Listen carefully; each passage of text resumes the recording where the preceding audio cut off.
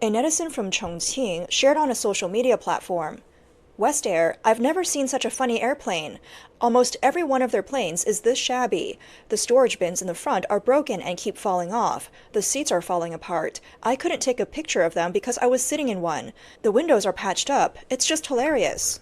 According to reports from Chinese media, a West Air staff member confirmed that the flight in question was indeed one of their planes. They explained, the tape was applied because the window panel was loose. Using tape on the plane is a standard procedure backed by specific flight regulations, and it complies with safety standards. They added, the outer frame is an aesthetic component and doesn't affect safety. The staff member also assured that damaged storage bins would be replaced. This sparked lively discussion among netizens. Even the safety instructions make you feel like this plane is the riskiest place ever. The past few years have been tough for airlines. Patching up a plane is one thing, but making sure the airline is paying the crew in full, that's the real danger. Someone joked, it's like a green train in the sky. New for 3 years, old for 3 years, patched up for another 3 years. Yup, classic budget airline. Are you sure the plane door won't fall off mid-flight? I've flown West Air before. It seems like things have gotten worse for them over the years. Similar issues with aircraft maintenance have been exposed elsewhere. A passenger on a China Southern flight once noticed a patch on the wing while the plane was about to land. The passenger commented, I'm curious, how much does it cost to replace a plane wing? The patch made me so nervous. If I had seen it before takeoff, I would have been uneasy the whole flight. The wing extended for landing, and that's when I noticed it. I'm no expert, but logically, while the patch looks well done, it makes me wonder, why not replace the panel instead? If it needed a patch, it must have been damaged, which means it's a vulnerable spot. Isn't it better to replace something like that instead of just patching it? Other comments included, terrifying. It's like patching a wash basin at home. And next time, I'll choose a different plane. Another incident from September 2022 was brought up. A video showed a flight from Zhuhai Jinwan Airport to Beijing, where a part on the engine was discovered to be loose before takeoff. The flight was delayed for a long time because ground crews couldn't secure the component despite repeated attempts. Eventually, they used aluminum foil to hold it in place. Honestly, I was shocked. I never thought airplane parts could be fixed with aluminum foil tape. I was so nervous during the flight, staring at the taped up spot the whole time until we landed safely. Insufficient aircraft maintenance is undeniably concerning. On March 21, 2022, a China Eastern Airlines Boeing 737 carrying 133 people crashed in Teng County, Guangxi, igniting a wildfire. Tragically, all 123 passengers and 9 crew members lost their lives. The official cause of the 2022 China Eastern Airlines crash remains undetermined, but there is speculation that human error cannot be ruled out. At the time, due to the impact of the pandemic, China Eastern Airlines, a publicly listed company, was facing significant financial pressures. Company records show that in an effort to reduce operating costs, maintenance expenses were strictly controlled, raising concerns that cost-cutting measures may have compromised aircraft maintenance. An article in Fortune China argued that in high-risk industries like aviation, where pilot safety training, monitoring, maintenance, and repairs are critical, blindly cutting costs to meet financial targets creates huge safety risks and disasters. Reports also reveal that aircraft mechanics in China now earn less than car mechanics, leading many frontline maintenance workers to leave the industry. Aircraft mechanics, also known as aviation maintenance personnel, are divided into 2 categories: line maintenance and scheduled maintenance. Their work is categorized as operational costs for airlines, which means these workers do not directly generate revenue but are highly expensive. To cut costs, many major airlines spin off their maintenance divisions into independent companies. A veteran mechanic with 20 years of experience at a state-owned airline said, "Over the years, the fleet has grown larger, but the number of mechanics has actually decreased." He noted that in the 2010s, their line maintenance team had around 90 members, but by 2022, this had dropped to just over 60, a reduction of nearly 1/3. These challenges aren't limited to routine maintenance. The safety of the C919, China's so-called domestically produced large passenger aircraft, has also been questioned. The C919 entered service in May 2023. C919, operated by China Eastern Airlines, landed in Chengdu but couldn't carry passengers on its return flight. The return trip was reassigned to an Airbus A320. Similarly, in September, a C919 scheduled for an Air China flight had to return to the gate due to a malfunction, and passengers were transferred to an Airbus 320. A senior pilot explained that such turnbacks could result from various factors, including operational adjustments or technical issues. Nonetheless, concerns about the C919 persist. While the aircraft has been hailed as a strategic tool for China in case of decoupling from Western nations, insiders have revealed that it heavily relies on imported components, undermining confidence in its safety. Dr. Xie Tian, a professor at the University of South Carolina, stated that China's rush to launch the C-9 for national pride reasons has forced it to rely on Western technology, which he sees as a self-imposed constraint. The Chinese government has long viewed adopting a large aircraft as a symbol of national strength. However, the production of advanced jet engines remains a significant bottleneck and is listed among the key priorities in the Made in China 2025 agenda. To overcome technological barriers, the Chinese government has invested heavily in espionage through the Ministry of State Security, MMS. For example, MMS operatives systematically target foreign companies to steal critical technologies, particularly in aviation. At the end of November this year, as part of a prisoner exchange between China and the United States, Chinese intelligence officer Xu Yanjun, who had been sentenced to 20 years in prison in the U.S., was returned to China. In November 2022, Xu Yanjun was convicted in a federal court in Cincinnati on charges of stealing commercial secrets from the military contractor General Electric Aviation Group. He was sentenced to 12 years in prison. According to previous reports, intelligence work was related to China's efforts to get its C919 off the ground.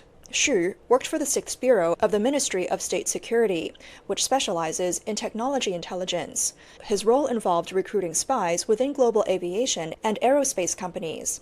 His work focused on obtaining foreign technologies for China's domestically produced C919 aircraft. Xu worked for the MSS's 6th Bureau, which specializes in technological intelligence. His operations involved recruiting insiders at global aviation and aerospace companies. Using platforms like LinkedIn, Xu identified employees with access to critical technology, often targeting ethnic Chinese. He would lure them with promises of technological exchanges, cover travel costs, and arrange accommodations and entertainment in China. His tactics also included copying data from hotel room computers, planting malware, and other covert methods to obtain confidential information. Xu's arrest in Belgium and subsequent extradition to the U.S. exposed the lengths China is willing to go to for technological advancement. His case highlights the significant risks posed by Beijing's espionage efforts.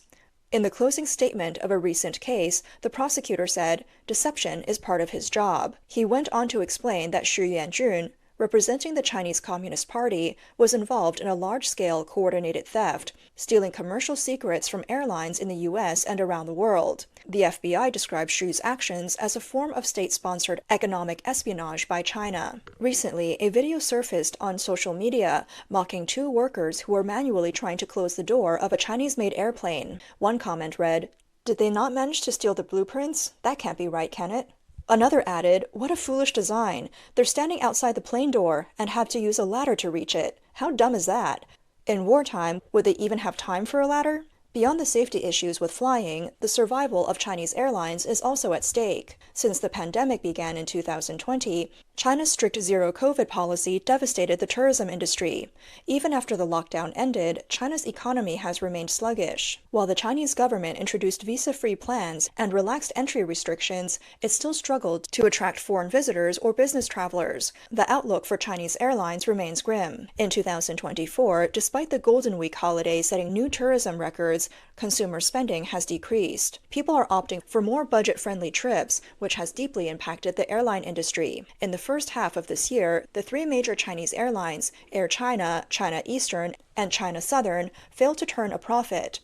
Their combined revenue was 228 billion yuan, but they posted losses of 2.78 billion yuan, 2.77 billion yuan, and 1.23 billion yuan, respectively. By October 31st, the airlines had released their Q3 financial results. Net profits for all three airlines dropped significantly compared to last year. According to the financial reports, all three airlines' profits dropped between 2% to 28%. The decline is due to a combination of factors, such as international routes not fully recovering and oversupply in domestic flight capacity.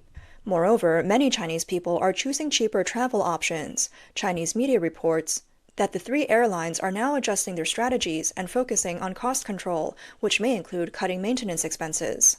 Former legal advisor to the government of Inner Mongolia, Du Wen, explained that the airline industry's losses have been a long time coming. This year, airlines are facing multiple challenges. Rising international oil prices and the devaluation of the yuan are increasing costs, as fuel and foreign airport fees are priced in US dollars. There's also intense competition in the industry, with airlines engaging in price wars. Additionally, rising nationalism and anti-foreign sentiment in China have created an unfavorable investment environment. Many foreigners are now hesitant to come to China. Du Wen said, "The deteriorating political environment in China has made it unsafe for foreigners, which has led to a decline in international exchanges. Moreover, with strict controls on government officials' overseas travel and the seizure of passports, the number of foreign visitors has also dropped dramatically. With an increasing number of planes and fewer passengers, it's no surprise that airlines are losing money. In fact, the next step might be restructuring and bankruptcy." An October 24th report from The Economist analyzed data from the consulting firm OAG. It identified which countries have seen a sharp decline in tourism to China. According to the study, the largest drop in visitors came from the US, with American tourist numbers in the first half of this year falling by 2/3 compared to that of 2019. Other countries like South Korea, Japan, and Thailand, which are major tourist sources, also saw significant decreases in visitors. The Chinese government's strict zero-COVID policy made China seem harsh and unappealing to many foreigners.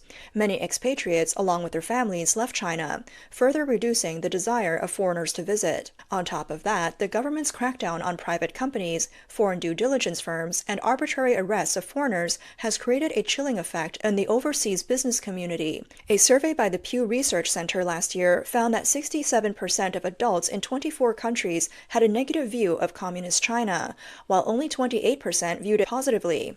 Negative opinions were particularly prevalent in wealthier countries or those most likely to send tourists to China. Amid the overall decline in the airline industry, internal conflicts within Chinese airlines have also worsened.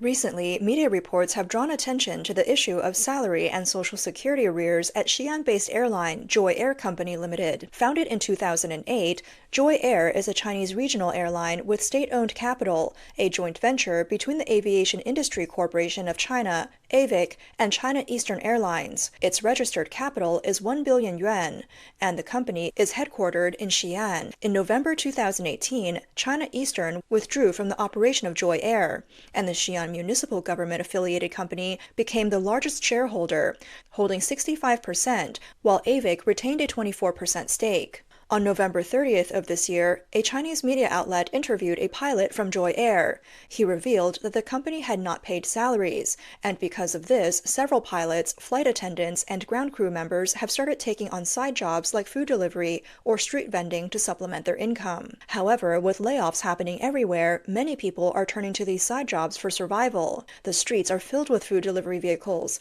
and the industry has become highly competitive. The pilot shared, "Currently, my salary has been delayed. My basic wage is about 50,000 to 60,000 yuan, and the housing fund and social security haven't been paid for a long time. On top of that, the company promised to retain some wages, and together it amounts to over 100,000 yuan. The issue seems unresolved," as the pilot posted another video on social media on December 4th, stating, "The salary arrears are real. Fellow media colleagues, feel free to contact me. I have plenty of evidence and materials." One netizen commented, "What's going on in the aviation industry? My son graduated from the flight program at the Civil Aviation University almost 2 years ago. The airline he signed with said their financial situation is poor, so they won't take him back. The current situation is just like delivering food. He's now working as a waiter." Another comment reads, "People of my generation have to support both their elderly parents and children, while also taking care of themselves. We work hard, but our salary is often less than half of what many retirees get. It's tough to make ends meet, and now with the salaries being withheld, how are we supposed to survive?" Another commenter said, "It seems like you can't fly on that airline. The pilots are flying with grievances, and the danger level is just too high." Another user added, "Many industries are facing similar struggles. Our company is in construction, and many project funds haven't been paid. We haven't received any wages for nearly a year now." In March this year, China saw its first airline bankruptcy post-pandemic. The Wuhan Huangpi District Court in Hubei Province issued a civil ruling declaring the bankruptcy of Yohe Daotong Airlines. Founded in 2008, Yohe Daotong primarily engaged in air cargo services, with its main base at Wuhan Tianhe International Airport, along with operations in Shenzhen, Kunming, and Tianjin. At its peak, the company owned 13 Boeing and Airbus freighters. On July 21st, after filing for bankruptcy, Yohe Daotong Airlines auctioned off an Airbus A300 on the JD platform. However, after 2 days, no bids were placed, and the aircraft went unsold. Prior to this, the airline also attempted to auction 2 747 freighters on the same platform, but both also went unsold after 2 rounds of bidding.